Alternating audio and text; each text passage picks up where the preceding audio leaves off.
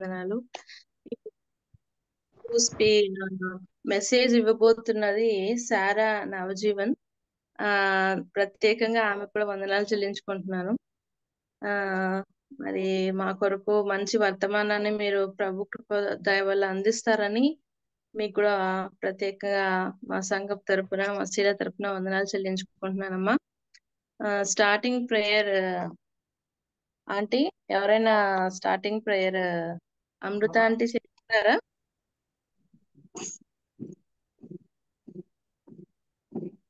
ఉన్నారా ఆంటీ? ఉన్నా ప్రార్థన చేస్తున్నాము. అందరికి జూమ్ లో చేరి వచ్చిన సోదరులందరికీ ప్రభు నామంలో వందనాలు చెల్లిస్తున్నామమ్మా. వందనాలు. ప్రార్థన చేసుకుందాము. కరుణావాత్సల్యము కలిగిన మా ప్రియ పరలోక తండ్రి, ఆది మధ్య అంత్యములైన ప్రభువా, వందనాలు స్తుతులు స్తోత్రములు చెల్లిస్తున్నాం. మా జీవిత కాలంలో మరొక దినాన్ని మాకు మరి నాయన బహుమానంగా అనుగ్రహించి ఉదయం మొదలుకొని ఇంతవరకు మీ రెక్కల చాటున మమ్మల్ని భద్రపరిచినారు. మా పని పాటల్లో తోడై ఉన్నారు, మరి క్షేమంగా ఉంచినారు తండ్రి ప్రభువా. మీ పాద సన్నిధికి రాగలిగే కృపను కూడా అనుగ్రహించినందుకు మీకు లెక్కలేని స్తుతులు స్తోత్రములు చెల్లిస్తున్నాం. అవును నాయన, అనుదినము మరి మేము కూడుకొనడానికి మీరు చూపిస్తున్న కృప కొరకే స్తోత్రాలు చెల్లిస్తున్నాం. ఈ దినం కూడా పాద సన్నిధికి రాగలిగాం నాయన. మరి జూమ్ టెక్నాలజీ ద్వారా తండ్రి ప్రభువా, మిమ్మల్ని మహిమపరచడానికి, మీ మాటలు వినడానికి, మిమ్మల్ని స్తుతించడానికి మాకు ఇచ్చిన ధన్యతకై స్తుతులు చెల్లిస్తున్నాం ప్రభు. ఈ దినం మరి ఏ కుటుంబాన్ని రిప్రజెంట్ చేస్తూ మరి సోదరీలు అటెండ్ అయ్యారో మరి వారందరినీ కూడా ఆశీర్వదించండి. మరి ఈ దినం వాక్యం చెప్పబోయే శారా సిస్టర్ని కూడా మీరు జ్ఞాపకం తీసుకోండి. మరి నాయన ఆమె నోటిని బాగుగా నింపండి. మాకు ఏమి మాటలు అవసరమో దినదినము హెచ్చరిస్తున్నారు, దినదినము నా తండ్రి దిద్దుతున్నారు, దినదినము ఆదరిస్తున్నారు. మరి ఈ రోజు నాకు మాకు ఏమి ఆదరణకరమైన మాటలు మీరు వినిపించుకుంటున్నారు, వాటిని శ్రద్ధగా విని వాటి ప్రకారం జీవించే వారిగా ఉండి చేయమని తండ్రి వేడుకుంటున్నాం. నాయన కృప చూపించమని ప్రార్థిస్తున్నాం. మరి నాయన పాటల ద్వారా నిన్ను మహిమపరచాలని, ఘనపరచాలని, కీర్తించాలని, మరి నాయన ఏ బిడ్డైతే పాట పాడనేంటుందో తండ్రి, కేలా పాడనేంటుందో కేలా స్వరాన్ని ముట్టండి, పాటను అర్థయుక్తంగా పాడడానికి కూడా సహాయం చేయండి. వింటున్న మేము మరి నా తండ్రి అర్థం తెలిసి నా తండ్రి ప్రభునాయన మేము కూడా పాలుభాగస్తులుగా ఉండడానికి సహాయం చేయమని వేడుకుంటున్నాం. అనుదినము తండ్రి ప్రభు ఇలాగో మీ సన్నిధిలో నాయన తండ్రి మేము మొరపెట్టుకుంటుండగా, అనుదినము నా తండ్రి మిమ్మల్ని ఊర్చి ధ్యానిస్తుండగా నా తండ్రి ప్రభు మీరు మాకు అనుగ్రహిస్తున్నటువంటి కృప కొరకై వందనాలు స్తుతులు స్తోత్రములు చెల్లిస్తున్నాం. దేవా, ఇంకా రావాల్సిన బిడ్డలు అనేక మంది ఉన్నారు నాయన. సకాలంలో జాయిన్ అయి తండ్రి ప్రభు మరి నాయన తండ్రి ఈ మాటలను వినడానికి నా తండ్రి ప్రభు నాయన కృప చూపించినట్టు ప్రార్థిస్తున్నాం. ఈ కూడిక అంతట్లో కూడా మీరు తోడుగా ఉండండి. అవునాయన, మీ తోడు లేకపోతే మేము నిజంగా ముందుకు సాగలేము నా తండ్రి ప్రభు. మీ కరుణ వాత్సల్యం లేకపోతే మేము నిలవలేము నా తండ్రి ప్రభు. లోకం ఎంతో భయంకరమైన పాపంతో ఉంది. దినములు చెడ్డవి కనుక సమయం పోనీయద్దని మీరు లేఖనాలు సెలవిచ్చారు. నేను సద్వినియోగం పరుచుకోమన్నారు తండ్రి. మరి ఆయన ఊరికే ఇట్లా మాట వరుస కాకుండా నిజంగా ఆ సమయాన్ని సద్వినియోగపరుచుకునే వాళ్ళలాగా ఆయన తండ్రి మేము ఉండగలటకు నా తండ్రి ప్రభా మీరే సహాయం చేయమని వేడుకుంటున్నాం. మరి నా తండ్రి యుద్ధాలు మీరు చెప్పినట్టుగా మరి చివరి రోజుల్లోనే ఉన్నాం. మీరు అక్కడ చాలా సమీపంగా ఉందని మరి నాయన ఈ సూచనలు అన్నీ జరుగుతున్నాయి. మరి నాయన మరి హామాస్ యుద్ధం మరి నా తండ్రి ప్రభా ఇజ్రాయెల్ మీద కత్తి ముస్లిం కంట్రీస్ అన్ని ఇరాన్, ఇరాక్ అక్కడ ఉన్న ముస్లిం కంట్రీస్ అన్ని కూడా ఏకమై ఇజ్రాయెల్ మీద దాడి చేయనట్టుగా నా తండ్రి ఇస్రాయేలీలు ఇప్పుడైనా మీ వైపు చూసిన తండ్రి ప్రభునైనా మరి నీ దగ్గర మొరపెట్టి విజయం పొందడానికి నేను చూపించుకొని వేడుకుంటున్నాం. యుద్ధం ఏ క్షణంలో ఏ విధంగానూ మంచిది కాదు. ప్రాణ నష్టం, ధన నష్టం, ఎన్నో నష్టాలు జరుగుతాయి. కనుక నా తండ్రి జ్ఞానం కలిగిన తండ్రి ప్రభు ప్రవర్తించడానికి సహాయం చేయమని, అనవసరంగా అమాయకులైన వారి ప్రాణాలు పోతున్నాయి నా తండ్రి ప్రభు. మరి నా తండ్రి మరి సామర్థ్యంగా మాట్లాడుకోవడానికైనా చూపించమని తండ్రి ప్రార్థిస్తున్నాం. అయ్యా మరి నా తండ్రి మేము జాగ్రత్త కలిగి ఆయన అవన్నీ జరగవలసి ఉన్నాయి కనుక అవి మీ లేఖనాలు అలా పొందుపరిచి మా ముందుగా రాయించి ఉంచారు కనుక మరి ఆయన అవి జరగకుండా చేయమని మేము అడగలేము తండ్రి ప్రభు. అది నీ చిత్తం, నీ ఏర్పాటు చేసిన విధం అది తండ్రి ప్రభు. అందులో మేము పాఠాలు నేర్చుకోవడానికి, మేము నా తండ్రి ధైర్యంగా నిలబడడానికి, ఆయన జాగ్రత్త కలిగి ఉండడానికి, మా దినమును లెక్కించుకోవడానికి మాకు నేర్పించమని ప్రార్థిస్తున్నాం. ఆయన ముందు కొనసాగుతుండగా కరెంట్ వల్ల కానీ, ఇంటర్నెట్ వల్ల కానీ నా తండ్రి ఎలాంటి ఇబ్బంది కలగకుండా మరి నీ వాక్యాన్ని అందించే బిడ్డను, పాడే బిడ్డను కూడా తండ్రి దీవించి ఆశీర్వదించి వారి నోటిని మీరు బాగా నింపి వాడుకోమని మీ ప్రియ కుమారుడు మా ప్రియ ప్రభు నేను ఏసునామమున అతి వినయంగా ప్రార్థిస్తున్నాం తండ్రి. ఆమేన్. ఆమేన్. ఆమేన్. చాలా వందనాలు, ప్రార్థన చేసినందుకు వందనాలు. ఈరోజు పాట పాట నేను పాట కూడా నేనే వాళ్ళు పాడుతున్నాను. పాట తర్వాత అక్క సారా ఉన్నారా? సారా నవజీవన్ ఉన్నారా?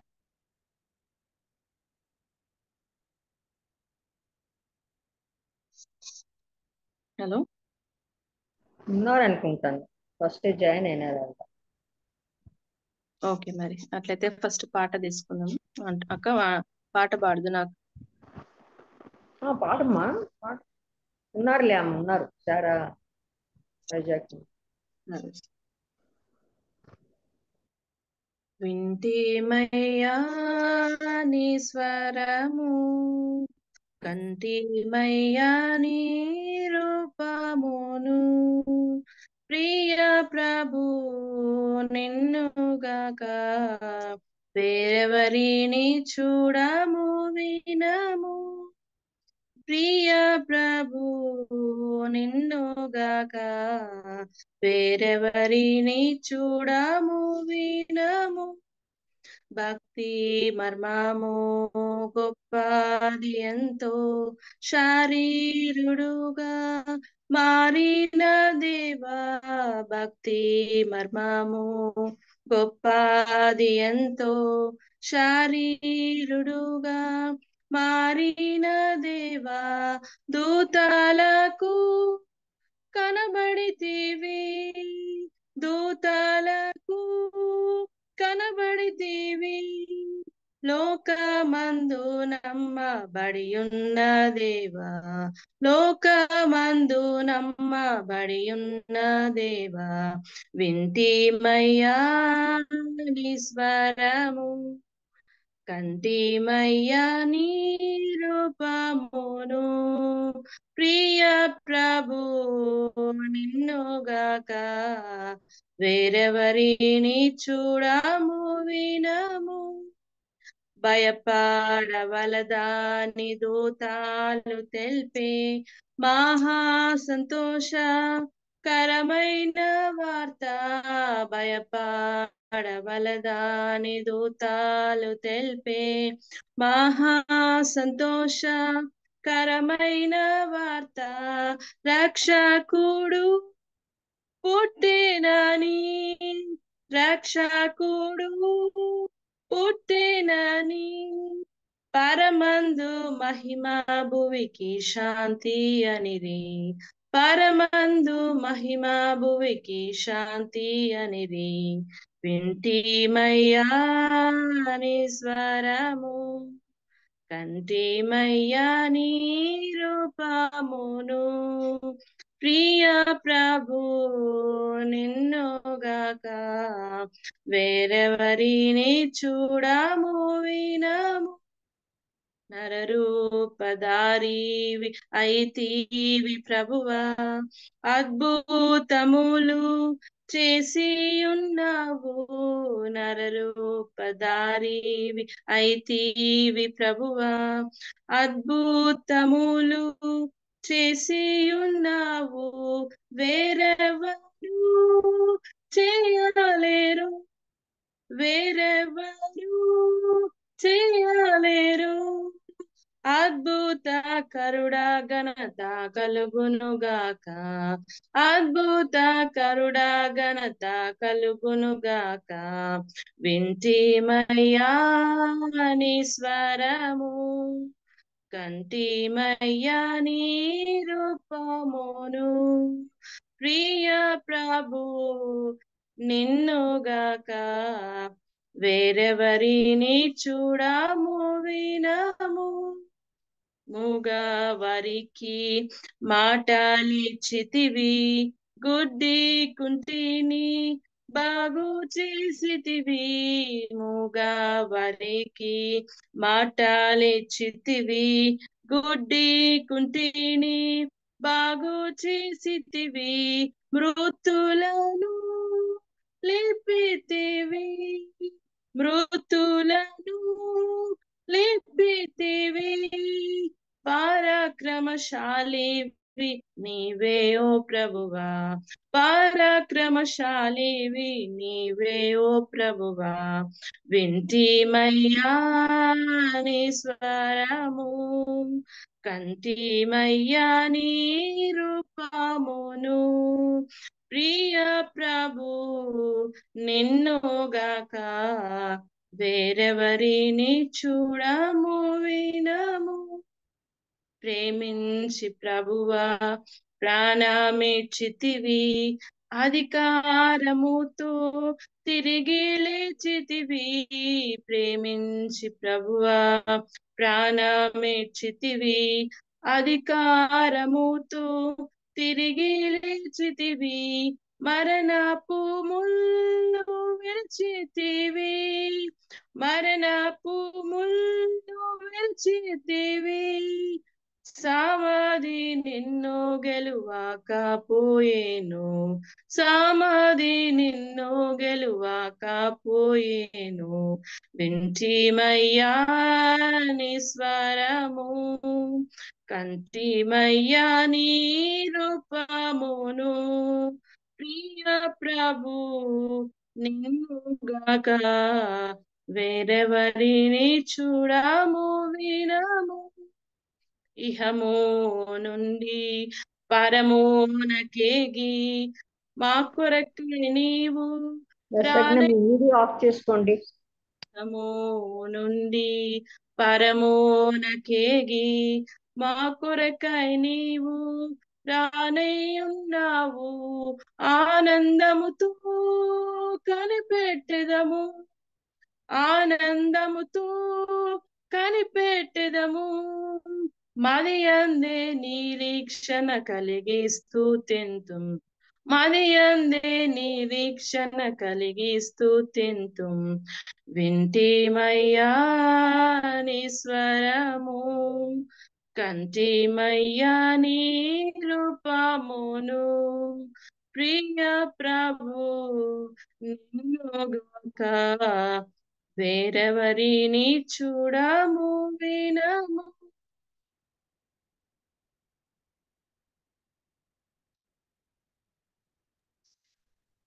ఆంటీ అందరికి వందనాలు ఆంటీ. సారా నవజీవన్ గారికి ప్రత్యేకమైన వందనాలు. మీరు ఈ సమయాన్ని మీకు అప్పచెప్పాలని వెయిటింగ్ ఫర్ యూ. మీరు ఉన్నారా? దయచేసి సమయాన్ని తీసుకుంటారా? వందనాలు సిస్టర్. హలో, వినిపిస్తుందా సిస్టర్? హలో, వినిపిస్తుందండి, వినిపిస్తుంది. మరొకసారి జూమ్ మీటింగ్ ద్వారా మీతో కనెక్ట్ కాగలుటకు ఇచ్చిన దేవుడు ఇచ్చిన అవకాశాన్ని బట్టి దేవునికి కృతజ్ఞతాస్తుతులు చెల్లించుకుంటున్నానండి. ఇచ్చిన ఈ అవకాశానికి ఆంటీకి, కెజియా ఆంటీకి, మరి సంఘం అంతటికి వందనాలు చెప్పుకుంటున్నానండి. మరి ఈ రోజు ఒక స్త్రీ గురించి మీ మధ్య ఉంచాలనుకుంటున్నా, ఆశపడుతున్నాను.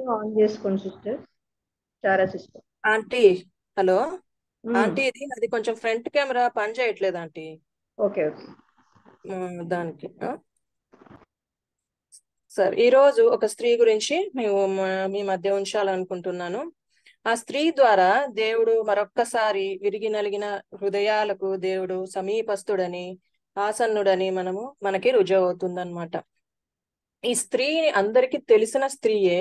ఎందుకంటే చిన్నప్పుడు నేను కూడా విన్నానన్నమాట, కెజియా ఆంటీ ద్వారా అయినా కూడా. అంటే మామూలుగా ఈ ఒక్కొక్కసారి మీటింగ్స్ కి వచ్చేదాన్ని కదా, చాలా విన్నానన్నమాట ఈ స్త్రీ గురించి. అందరికీ తెలుసు. ఆ స్త్రీ ఎవరో ఇప్పుడు కొంచెం చూద్దామండి అందరు నాతో పాటు. ఆదికాండము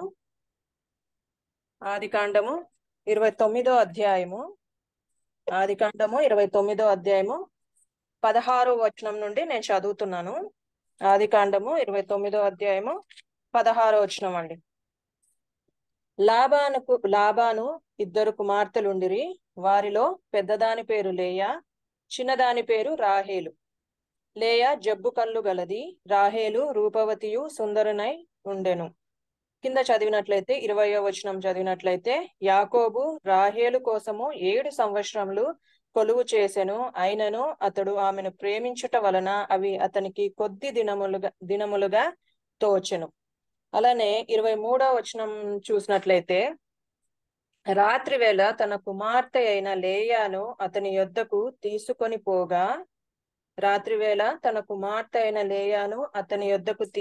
పోగా, ఉదయకాలమందు ఆమెను లేయా అని ఎరిగి అతడు లాబానుతో, నీవు నాకు చేసిన పని ఏమిటి? రాహేలు కోసమే కదా నీకు కొలువు చేసి తిని, ఎందుకు నన్ను మోసపుచ్చితివి అనెను. నెక్స్ట్ కింద 28th వర్స్ చూసినట్లయితే, యాకోబు అలాగు చేసి ఆమె వారము పూర్తి అయిన తరువాత అతడు తన కుమార్తె అయిన రాహేలును అతనికి భార్యగా ఇచ్చెను.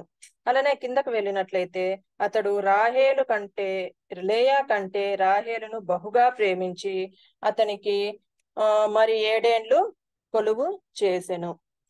దేవుని సహాయం కోసం చిన్న ప్రార్థన చేసుకుందామండి. అందరు కళ్ళు మూసినట్లయితే చిన్న ప్రార్థన చేసుకుందాం. ప్రేమ నమ్మకము గల పరలోకపు తండ్రి, నీ నామం పరిశుద్ధపరచబడును గాక. దేవా, రాజాది రాజువు, దేవాది దేవుడు, లోక సృష్టికర్త, లోకాధికారి, సర్వోన్నతుడైన దేవుడవు తండ్రి. నిన్న నేడు ఏకరీతిగా ఉన్న వాడవు తండ్రి. అందుని బట్టి నీకు వేలాది వేల స్తోత్రాలు చెల్లించుకుంటున్నాం నాయన. ఆది అంతమైన దేవా, నీకే వేలాది వేల స్తోత్రాలు చెల్లించుకుంటున్నాం నాయన. ఎంతో మంది నాయన ఈ దినం చూడలేక గతించిన వారై ఉంటుండగా మమ్మల్ని అయితే సజీవ లెక్కలో ఉంచినందుకు మీకు వేలాది వేల స్తోత్రాలు చెల్లించుకుంటున్నాం నాయన తండ్రి. మరి నాయన ఈ రోజు మరొక తరుణాన్ని తండ్రి నాకు అనుగ్రహించిన విధానానికై మీకు వేలాది వేల స్తోత్రాలు చెల్లించుకుంటున్నాం నాయన. అయోగ్రాలు నాయన, అవును దేవా, మీ వాక్యాన్ని తండ్రి చెప్పని అల్పురాల్ని నాయన, అవును దేవా, మీ బూరగా తండ్రి, మీ నోటి బూరగా వాడుకోమని వేడుకుంటున్నాం నాయన తండ్రి. నేను ఏం చెప్పాలో నాకైతే తెలియదు నాయన, అవును దేవా. మీ మాటలే నా నోట ఉంచమని వేడుకుంటున్నాం నాయన. కృప చూపించండి నాయన. ఈ సలువ చాట్న మరుగుపరచమని వేడుకుంటున్నాం నాయన. కృప చూపించండి. చదివిన వాక్యానికై మీకు వేలాది వేల స్తోత్రాలు చెల్లించుకుంటూ ఈ చిన్ని ప్రార్థన ప్రభువైన యేసుక్రీస్తు పేట అతి బతిమాలి దీనంగా అడిగి వేడుకుంటున్నాం తండ్రి. ఆమేన్. సరే, ఇక్కడ మీకు అందరికీ తెలిసే ఉంటది కదా నేను ఎవరి గురించి మాట్లాడాలనుకుంటున్నాను. ఇక్కడ మనం మాట్లాడుకున్న వ్యక్తి లేయాగా మనం చూడగలుగుతున్నాం కదండి. సరే, ఇక్కడ మనం చూసినట్లయితే ఇక్కడ చిన్న ఇంట్రొడక్షన్ ఇస్తున్నారు కదా. లాబాను 2 కుమార్తెలు ఉండిరి. వారిలో పెద్దదాని పేరు లేయా. ఫస్ట్ అందరికి తెలుసు ఈ లాబాను ఇంట్రొడక్షన్ గురించి అందరికి తెలుసు. కానీ ఒక 2 minutes నేను దీని గురించి చెప్పాలనుకుని ఆశపడుతున్నాను. సరే, లాబాను ఎవరు అని చూసినట్లయితే ఇక్కడ మనం చూస్తున్నట్లున్నాం కదండి.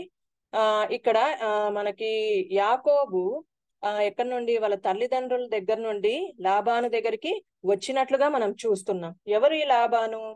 మనం చూసినట్లయితే ఇప్పుడు అబ్రహాం కదా, అబ్రహాంకి 2 సహోదరులు ఉన్నట్టుగా చూస్తున్నాం కదా. ఆ సహోదరుల్లో ఒక సహోదరుడి కొడుకు ఏమవుతారంటే బెతుయేలు వస్తారు. బెతుయేలు కొడుకు లాబానుగా చూస్తున్నాం. ఈ లాబాను యొక్క కూతుర్లే ఈ లేయాగా తర్వాత రాహేలుగా చూస్తున్నాం అన్నమాట. ఎందుకు ఈ సందర్భం రాయబడిందంటే, ఇక్కడ మనం ముందుకు చూసినట్లయితే ఇక్కడ యాకోబు ఒక పని చేసి హారానుకు బయలుదేరినట్టుగా మనం చూస్తున్నాం కదా. ఏమి పని అని చూసినట్లయితే మనము ఒక చిన్న మాట ఆదికాండము 27వ అధ్యాయంలో చూసినట్లయితే 27వ అధ్యాయము 43వ వచనంలో చూసినట్లయితే ఇక్కడ ఆయన ఏం చేస్తాడు? తన అన్నకి రావాల్సిన బ్లెస్సింగ్స్ ని తను కపటోపాయంతో తను పొందుకుంటాడు కదా. పొందుకున్నప్పుడు తన అన్న తన మీద పగ పట్టినప్పుడు ఆయన తన అన్న దగ్గర నుండి పారిపోయే వ్యక్తిగా కనిపిస్తున్నాడు కదా. ఇక్కడ చూసినట్లయితే కాబట్టి వాళ్ళ మమ్మీ చెప్తుంది, ఏమని చెప్తుంది? కాబట్టి నా కుమారుడా, నీవు నా మాట విని లేచి హారానులోనున్న నా సహోదరుడు లాబాను నొద్దకు పారిపోయి. ఎక్కడికి పారిపోమంటుంది? లాబాను దగ్గరికి, తన సహోదరుడైన లాబాను దగ్గరికి పారిపోయి నీ అన్న కోపము చల్లారు వరకు నువ్వు కొన్ని రోజులు అక్కడ ఉండమని చెప్పుతుంది కదా. తర్వాత కింద కూడా మనం చూసినట్లయితే ఇంకొక విషయాన్ని కూడా తల్లిదండ్రులు చెప్తున్నట్లుగా అనిపిస్తుంది కదా. 28th chapter లో చూసినట్లయితే ఇస్సాకు యాకోబును పిలిపించి, నీవు కనాను కుమార్తెలలో ఎవతును వివాహము చేసుకొనకూడదు. నీవు లేచి పద్దనరాములో నున్న నీ తల్లికి తండ్రి అయిన బెతూయేలు ఇంటికి వెళ్ళి అక్కడ నీ తల్లి సహోదరుడగు లాబాను కుమార్తెలలో ఒక్కదానిని వివాహము చేసుకోమని అతనికి ఆజ్ఞాపించెను. సో ఇక్కడ ఏం జరుగుతుంది? యాకోబుని తల్లిదండ్రులు ఎక్కడికి పంపిస్తున్నట్టుగా? మరి హారాన్ దేశానికి పంపిస్తున్నట్టుగా మనం చూస్తున్నాం కదా. ఏ హారాన్ దేశం నుండి అయితే మరి మరి ఎవరిని అబ్రహాంని ఏ హారాన్ దేశం నుండి అయితే దేవుడు పిలిపించేసుకున్నాడో ఆ హారాని దేశానికి తన కుమారుణ్ణి పంపిస్తున్నట్లుగా మనం చూస్తున్నాం కదా. సరే, ఆయన వచ్చాడు. వచ్చిన తర్వాత మనం ఇక్కడ ఏం చూస్తున్నాము? 9వ వచనంలో చూసినట్లయితే, 29వ అధ్యాయం 9వ వచనంలో చూసినట్లయితే, ఆయన వచ్చిన తర్వాత అతడు వారితో ఇంకనూ మాట్లాడుచుండగా రాహేలు తన తండ్రి గొర్రెల మందను తోలుకొని వచ్చి ఆమె వాటిని మేపునది. ఇక్కడ చూసినట్లయితే ఇక్కడ ఏమైతుంది? రాహేలు వస్తున్నట్టుగా మనం గమనించగలుగుతాం కదా. ఆయన దగ్గరికి రాహేలు వస్తుంది. రాహేలుని చూచినప్పుడు ఆయన ఎలుగెత్తి ఏడ్చినట్టుగా కూడా మనం కిందకి చూస్తాం కదా. మరి యాకోబు సరే తనకు కూడా అర్థమైంది. ఏమని? రాహేలు తన తల్లి యొక్క అన్న కూతురే అని అర్థమైపోయింది.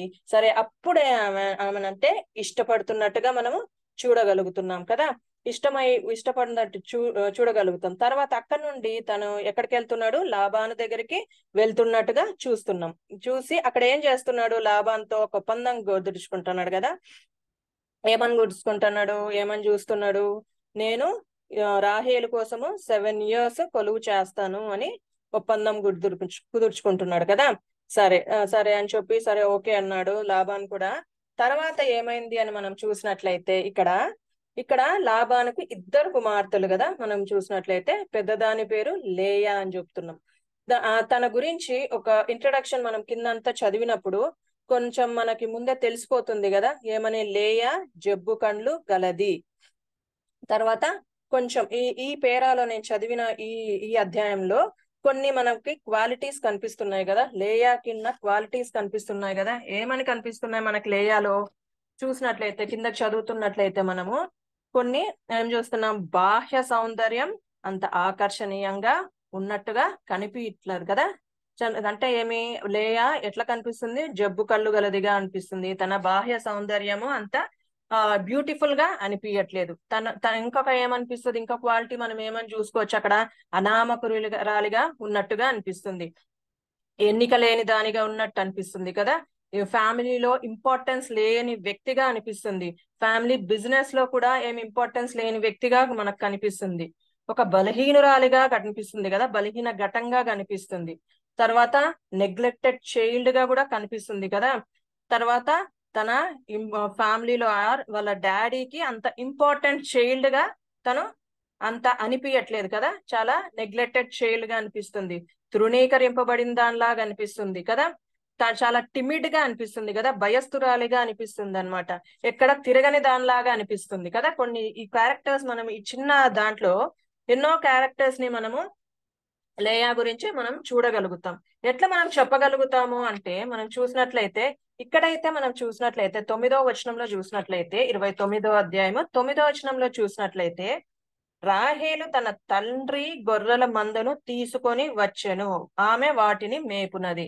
ఇక్కడ చూసినట్లయితే రాహేలు అయితే తన ఫ్యామిలీ అఫైర్స్ అంటే తన డాడీ యొక్క బిజినెస్ అనుకోవచ్చు. ఈ కాలం ప్రకారం చూసినట్లయితే తన డాడీ యొక్క బిజినెస్ లో తను పాలు పంచుకున్నట్టుగా కనపడుతుంది. ఇంకా రాహేలు గురించి ఇంకా చూసినట్లయితే ఫస్ట్ లో మనం ముందు చూసినట్లయితే రాహేలు రూపవతియు సుందరియునై ఉండెను. ఆమె గురించి మంచిగా రాశారు కదా. చాలా చూడ్డానికి చాలా బ్యూటిఫుల్ గా ఉన్నట్టుగా కనిపిస్తుంది రాహేలు. తర్వాత ఇంకా ఏం కనిపిస్తుంది ఇక్కడ? తను ఒక ఏమంటది, ఒక ఉద్యోగం చేసే దానిలాగా మనం చూడొచ్చు కదా. కానీ లేయాని చూసినట్లయితే ఈమెయితే రాహేల్ అయితే చాలా అవుట్ స్పోకన్ గా కూడా కనిపిస్తుంది కదా. ఎందుకంటే ఆ టైంలో ఆ కాలంలో మనం గర్ల్స్ ఈ కాలంలో కూడా గర్ల్స్ ని ఎట్లా అనుకుంటాం కానీ ఇంట్లోనే ఉండాలా, కొంచెం రిస్ట్రిక్షన్స్ ఉంటాయి కదా గర్ల్స్ కి. ఎక్కడ పంపియం కదా. గర్ల్ అంటే బాయ్ అంటే ఓకే తిరగడానికి అవకాశం ఉంటది, కానీ గర్ల్ ని చాలా ప్రొటెక్ట్ చేసే కుటుంబాలుగా ఇప్పటికి కూడా ఉన్నాయి, ట్రెడిషనల్ కుటుంబాలుగానే ఉన్నాయి మనది కదా క్రైస్తవ కుటుంబాలు. అంత ఈజీగా యాక్సెస్ ఇయ్యరు గర్ల్స్ కి. కానీ ఇక్కడ చూసినట్లయితే రాహేలుకైతే చాలా యాక్సెస్ ఉంది కదా, చాలా తిరుగుతుంది కదా, సంఘంలో సమాజంలో తిరిగేదానిలాగా ఉంటుంది కదా, చక్కగా వెళ్తుంది. గొర్రెలు మేపడం అంటే అంత ఈజీ టాస్క్ కూడా ఏం కాదు, తను ఒక్కటే వెళ్తున్నట్టుగా మనకు కనిపిస్తుంది కదా, చాలా బోల్డ్ గా అనిపిస్తుంది కదా, ఎక్కడంటే అక్కడికి వెళ్ళిపోతుంది కదా. అంటే అక్కడ మనుషులు కూడా కదా, జెంట్స్ కూడా ఉన్నారు, కానీ అయినప్పటికీ తను ఎట్లా ఉంది, ఒక ప్రొఫెషనల్ గా వెళ్ళిపోతున్నట్టుగా మనకు కనిపిస్తుంది. కానీ మనకి ఇక్కడ లేయాని చూసినట్లయితే ఎలా కనిపిస్తుంది, మనకు లేయా చాలా దీనురాలిగా కనిపిస్తుంది కదా, ఎక్కడ తన ప్రస్తావన ఏమి లేనట్టుగా కనిపిస్తుంది మనకి కదా, ఒక్క చోటే కనిపిస్తుంది. ఎక్కడ కనిపిస్తుంది, ఆమె ఇంట్రొడక్షన్ ఏమిస్తున్నారు, లేయా జబ్బు కళ్ళు కలది అన్నట్టుగా కనిపిస్తుంది కదా. ఇక్కడ ఇంట్రొడక్షన్ కూడా కదా చాలా అంటే ఏమి అంత ఇంపార్టెంట్ అనేటట్టుగా లేనట్టుగా కనిపిస్తుంది కదా. తన తండ్రి కూడా ఎలా చూస్తున్నాడు, తనని ఒక వస్తువుగానే చూస్తున్నట్టుగా మనం కనిపిస్తుంది కదా. కిందకి వెళ్ళినప్పుడు మనము అక్కడ ఒక చిన్న ఇన్సిడెంట్ జరుగుతుంది కదా, అక్కడ మనకైతే యాకోబు అయితే రాహేలు కోసం కొలువు చేయాలని 7 years చేశాడు. కానీ తండ్రి ఏం చేస్తున్నాడు, తనని ఏం చేయాలా, తనని అంటే తన నుండి తనని ఇచ్చేయాలా అని చెప్పి, అంటే అంత ఇష్టం లేనట్టుగా తన తండ్రికి కూడా తను అంత ఇష్టం లేనిదట్టుగా కనిపిస్తుంది కదా. ఎందుకంటే శరీరంలో అది ఉంది కాబట్టి, మలినం ఉంది కాబట్టి, ఆయన కూడా ఎప్పుడైతే వాళ్ళ తండ్రి కూడా ఎప్పుడెప్పుడు తనని తీసివేయాలా, పంపించేయాలా, ఎవరికైనా పర్లేదు పంపించేయాలా అన్నట్టే చూస్తున్నాడు. కానీ ఇంతవరకు ఎవరు వచ్చినట్టుగా మనకు చూడట్లేదు కదా. సో అయితే ఇదే అనుకూల సమయం అనుకోనైనా కరెక్టే, ఇప్పుడు యాకోబు చేశాడు కదా, ఆయన ముందే తలంచుకొని ఏం చేస్తున్నాడు, ఆమెని ఈజీగా కదా, సొంత కుమార్తె కదా, రేపొద్దున ఎట్లాంటి సిచ్యుయేషన్స్ ఆ బిడ్డ ఎదుర్కొంటదో అని కూడా లేకోకుండా తెలుసు కదా, ఎంతగా తను వచ్చి యాకోబు వచ్చి అడుగుతాడు కదా. ఎంత 7 years చేయాలంటే అంత ఆషామాషి విషయమేం కాదు. ఒక ఎవరి కోసము, తన రాహేలు కోసము 7 years చేయాలంటే అంత ఈజీ ఏం కాదు కదా. మనం ఇక్కడ అది కూడా చూడగలుగుతాం కదా. 20వ వచనంలో చూసినట్లయితే రాహేలు కోసం 7 సంవత్సరాలు కొలువు చేశాను, అయినను అతడు ఆమెను ప్రేమించుట వలన అవి అతనికి కొద్ది దినములుగా తోచెను. ఇక్కడ మనం చూసినట్లయితే 7 years అంత ఆషామాషి విషయం ఏం కాదు. అయినప్పటికీ లాబాను చాలా కుతంత్రంగా కదా, మాయా ఇది చేసి ఏం చేస్తున్నాడు, ఈజీగా ఒక లైఫ్ ని ఈజీగా పనాన్ని పెట్టేస్తున్నాడు అనమాట. సొంత కూతురే కదా, ఒకసారి అనిపిస్తుంది సొంత డాటరే కదా, మరి అంత ఈజీగా ఆయన ఎలా ఒప్పుకున్నాడో, ఎంత కపటోపాయంతో కదా, ఎంత ఈజీగా ఆ బిడ్డని తను త్యజించాలనుకున్నాడో నాకైతే అదే అనిపిస్తుంది అనమాట. కాబట్టి ఆడ చూసినట్లయితే లేయా జీవితం చూసినట్లయితే కదా, తండ్రి కూడా ఇష్టపడని తండ్రిగా మనం చూడగలుగుతున్నాం కదా. ఎంత బాధ కదా తనకి. సరే, అది లేయాకి మరి తెలిసినట్టుగా నాకు అనిపించట్లే, తండ్రి చేసిన కుతంత్రంలో తను పాలుభాగస్తురాలుగా అనిపించట్లేదు. మనం కింద చూసినట్లయితే ఉదయకాలమందు ఆమె లేయా అని ఎరిగి చక్కగా ఆయన ఏం చేశాడు, కుమార్తెను లేయని అతని యొద్దకుని తీసుకొని పోగా యాకోబు ఆమెతో కూడెను, కన్సుమేట్ అయిపోయారు. మరియు లాబాను తన దాసి అయిన కింద 25th ఉదయమందు ఆమెను లేయా అని ఎరిగి అతడు లాబానుతో, నీవు నాకు చేసిన పని ఏమిటి, రాహేలు కోసమే కదా నీకు కొలువు చేసి తిని, ఎందుకు నన్ను మోసపుచ్చితివనెను. ఇక్కడ మనము లేయా పరిస్థితిలో ఉండి మనం చూసినట్లయితే, మనం ఉన్నట్లయితే హౌ వి విల్ ఫీల్ కదా. తనకి ఎంత కృంగిపోయి ఉంటది కదా. ఒక టైంలో అక్కడ తండ్రి అంత ఇష్టపడని కూతురుగా మనం చూస్తున్నాము. ఇక్కడ నెక్స్ట్ సరే, తండ్రి మరి ఏం చెప్పాడో ఏమో మనకు తెలియదు లేయాకి, ఎందుకంటే లేయా కూడా అంగీకరించినట్టుగా అనిపిస్తుంది, అంటే మ్యారేజ్ కి ఒప్పుకున్నట్టుగానే అనిపిస్తుంది. కానీ ఆయన వాళ్ళ తండ్రి ఏమి చెప్పి తనని ఒప్పించి తెచ్చాడో తెలియదు. కానీ మనకంత ఆ సందర్భం తెలియదు. కానీ మనకు తెలిసినట్లు ఏమనుకుంటున్నామంటే, లేయా దీని గురించి ఏమి అవగాహన లేనట్టుగా మనకు తెలుస్తుంది కదా. తన తండ్రి కుతంత్రాలలో తనకి ఏమి ప్లాన్ లేనట్టుగా మనకి తెలుస్తుంది కదా. సరే, ఇక్కడ చూసినట్లయితే పొద్దున్నే అయ్యింది, మంచిగా అయిపోయింది అంతా. పొద్దున్నే లేచిన తర్వాత ఆయన ఆమెను చూసినప్పుడు ఎంత విసుక్కొని ఉంటాడు కదా, ఎంత ఇరిటేషన్ ఫీల్ అయ్యి ఉంటాడు కదా. వెళ్ళి నువ్వు ఎందుకు చేసావని వాళ్ళ నాన్న నిలదీస్తున్నప్పుడు ఆవిడ హృదయం ఎంత బ్రద్దలై ఉంటదేమో అనిపిస్తుంది ఒక్కొక్కసారి కదా. మనమే ఆ సిచ్యువేషన్ లో ఉన్నప్పుడు ఎంత బ్రద్దలవుతుంది కదా, హృదయం అనేది కృంగిపోతుంది కదా, ఎంత ఎమోషనల్ గా మనం డౌన్ అయిపోతాం కదా. అయినప్పటికీ లేయా చూసినట్లయితే మనకి ఎంత నెమ్మదిస్తురాలుగా మనకి అనిపిస్తది కదా. సరే అన్నాడు, అంటే ఏమని పోయి ఇట్లా ఎందుకు నన్ను ఇట్లా చేసావు అట్లా చేసావు అని ఎంత అన్నప్పటికీ తను మనకి ఎక్కడ ఒక సమాధానం చెప్పినట్లుగా మనకు అనిపిది కదా. సో మనం కింద చూసినట్లయితే తర్వాత అంత వారం పూర్తి చేయమన్నాడు. తర్వాత నెక్స్ట్ ఇంకొక కూతుర్ని ఇస్తానన్నాడు. అంత జరిగిపోయింది కింద. కానీ ఈ విషయంలో మనం చూసినట్లయితే లేయా ఏ మాట కూడా మాట్లాడదానిగా ఉంది కదా. ఏమి వాళ్ళ డాడీని కూడా ఒక్క మాట, డాడీ నువ్వు నన్ను ఎందుకు ఇట్లా చేసావని నిలదీసినట్టుగా మనకు అనిపించట్లేదు కదా. ఆమె క్యారెక్టర్ కనపడిపోతుంది మనకు నీట్ గా. ఏమని ఇంకా ఏం చెప్తుంది, ఇప్పుడు మనమే ఆ సిచ్యుయేషన్ లో ఉన్నామంటే వెంటనే కోప్పడిపోతాం కదా, ఫ్రస్ట్రేషన్ అయిపోతాం. ఎంత కోపం వచ్చేస్తదంటే ఇంత మోసం చేస్తాడా మా నాన్న, నన్ని ఇంత చేస్తాడని వాళ్ళ మన డాడీ దగ్గరికి పోయి కొట్లాడే వాళ్ళుగా ఉంటాం కదా, మనము తిట్టే వాళ్ళగా ఉంటాం కదా.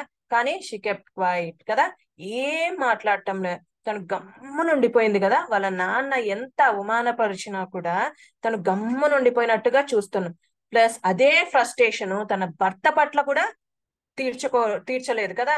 పోయి అవును ఈ అన్నిట్లో నేనెందుకు బలి కావాలా, ఇప్పుడు నన్ని కదా నువ్వు పెళ్లి చేసుకుంది, నాతోనే ఉండాలా అనేది ఆవిడ అంత పొసెసివ్ నేచర్ అనిపించినట్టుగా మనకు అనిపించట్లేదు కదా. నువ్వు నా దగ్గరే ఉండాలా కదా, నన్ని కదా నువ్వు పెళ్లి చేసుకుంది, ఇవన్నిట్లో నేనెందుకు కారణమైతాను, నా జీవితం నాశనం అయిపోతుంది కదా అని ఎక్కడ కానీ ఆవిడ తన ఫ్రస్ట్రేషన్స్ గాని తన అంటే మెంటల్ టెన్షన్స్ గాని ఏమి తీర్చుకోకుండా గమ్మునున్నట్టుగా కనిపిస్తుంది కదా. ఇక్కడ మనకు ఆమె యాటిట్యూడ్ ఎట్లా కనిపిస్తుంది, చాలా కామ్ యాటిట్యూడ్. ఆ సిచ్యుయేషన్ ఎంత గందరగోళ సిచ్యుయేషన్ ఉన్నా కూడా ఆమె ఎట్లా కనిపిస్తుంది, చాలా కామ్ గా, చాలా ఏమంటారు రైట్ గా ఆమె ఆలోచిస్తున్నట్టుగా మనం కనిపిస్తుంది కదా. చాలా ఇంకొక విషయం ఏం కనిపిస్తుంది ఆమె దాంట్లో, ఎందుకంటే షీ హానర్డ్ ద మ్యారేజ్. ఎందుకు కనిపిస్తుందంటే ఆమె ఆ పెళ్లిని చాలా ఘనంగా ఎంచుకుంది కదా. వివాహం అన్నది ఘనమైనది అని చెప్తున్నాడు కదా దేవుడు. ఎందుకంటే యాకోబు లాబాను ఆ పెళ్లిని చాలా ఈజీగా తీసుకున్నారు, ఆ మ్యారేజ్ ని కదా. యాకోబు ఏమనుకున్నాడు, సరే ఈమెది అయిపోయింది, ఈమె నాకు నచ్చట్లేదు, నేను ఇంకొక ఆమెను పెళ్లి చేసేసుకుంటా అనుకొని ఇంకొక ఆమెని తనకి ఇష్టం వచ్చిన ఆమె దగ్గరికి ఆమె పెళ్లి చేసుకున్నట్టుగా ఇష్టం వచ్చినట్టుగా ఆ వివాహ వ్యవస్థని విచ్ఛిన్నంగా చేసినట్టుగా అనిపిస్తుంది. ఎందుకంటే మనము చూస్తున్నాం కదా, ఆది కాండంలో మనం చూస్తున్నట్లు ఒక్క పురుషుడికి ఒక స్త్రీయే కదా దేవుడు ఇచ్చింది, 4-5 స్త్రీలు ఇయ్యలేదు. కానీ కొన్ని పరిస్థితుల వల్ల పూర్వీకులు తీసుకుంటా వస్తున్నారు కానీ నిర్ణయము. అయినప్పటికీ అయ్యో యాకోబు అనుకోవచ్చు కదా, అయ్యో నేను చేసిన కార్యం వల్లేమో దేవుడు నాకు ఇది ఇచ్చినాడు అని అనుకోవచ్చు కదా. కానీ అనుకోకుండా చాలా ఈజీగా వెడ్డింగ్ ని వివాహాన్ని చాలా ఈజీగా వాళ్ళు తీసుకున్నట్టుగా అనిపిస్తుంది. లాభాన్ని కూడా అంతే కదా, ఎంత ఈజీగా ఒక కూతుర్ని ఇయ్యడము, తర్వాత ఇంకొక కూతుర్ని మరి పనంగా పెట్టడము, ఇవన్నీ చూస్తుంటే వాళ్ళకి ఆ వివాహం పట్ల అంత నమ్మకంగా దేవుడు చేసిన ఆ వివాహాన్ని అంత ఆనర్ చేయకోకున్నట్లుగా మనం చూస్తున్నాం కదా. కానీ లేయా అయితే ఎట్లా చూస్తుంది, ఆ వివాహాన్ని చాలా ఆనర్ చేస్తున్నట్టుగా చూస్తుంది కదా. సరే ఏం నమ్మింది లేయా అని చూసినట్లయితే కొలెషియన్స్ చూద్దామండి. కొలసీల రాసిన పత్రిక 3వ అధ్యాయము. కొలసీల రాసిన ఎవరైనా చదువుతారండి? 3వ అధ్యాయము 18వ వచనం అండి. 18వ వచనం.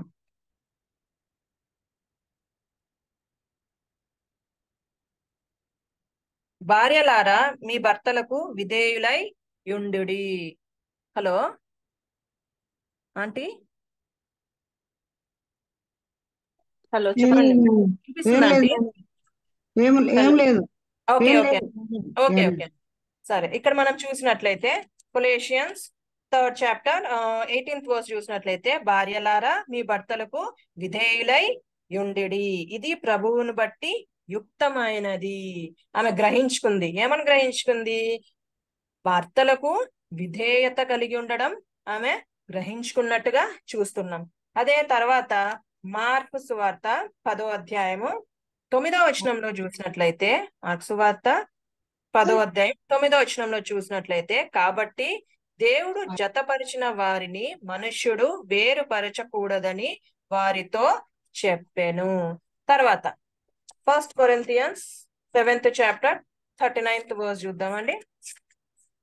కొరింథీయులు రాసిన మొదటి పత్రిక 7వ అధ్యాయము, కొరింథీయులకు రాసిన మొదటి పత్రిక 7వ అధ్యాయము 39వ వచనం చూసినట్లయితే, భార్య తన భర్త బ్రతికియున్నంత కాలము బద్ధురాలయుండును, భర్త మృతి పొందిన ఎడల ఆమె ఇష్టమైన వానిని పెండ్లి చేసుకొనుటకు స్వతంత్రురాలై ఉండును. ఇక్కడ మనం ఇంకొకటి చూద్దామండి. మలాకి 2వ అధ్యాయము, మలాకి గ్రంథం 2వ అధ్యాయము 16వ వచనంలో మనం చూసినట్లయితే, ఇక్కడ దేవుడు ఏం చెప్తున్నాడు? ఐ హేట్ డైవర్స్ అంటాడు కదా. దేవుడు ఇష్టమైంది కాదు భార్యను విడిచిపెట్టుట దేవునికి అసహ్యమైన క్రియగా కూడా చూడగలుగుతాం మనం. ఈ మూడు లేయాకి అర్థమైందట్టేమో అనిపిస్తుంది అనమాట నాకు.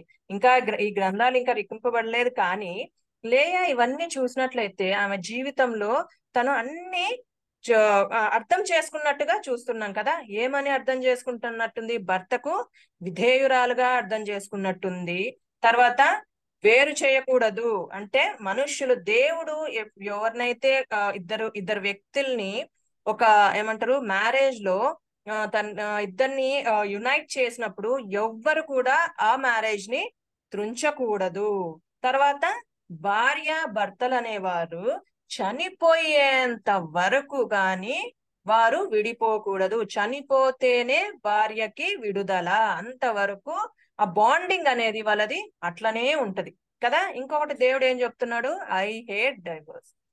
దేవునికి అసహ్యమైన క్రియ ఏముందంటే డైవర్సే అన్నమాట. అంటే భార్య భర్తలు విడిపోవడం అనేది దేవునికి అస్సలు ఇష్టం లేదు.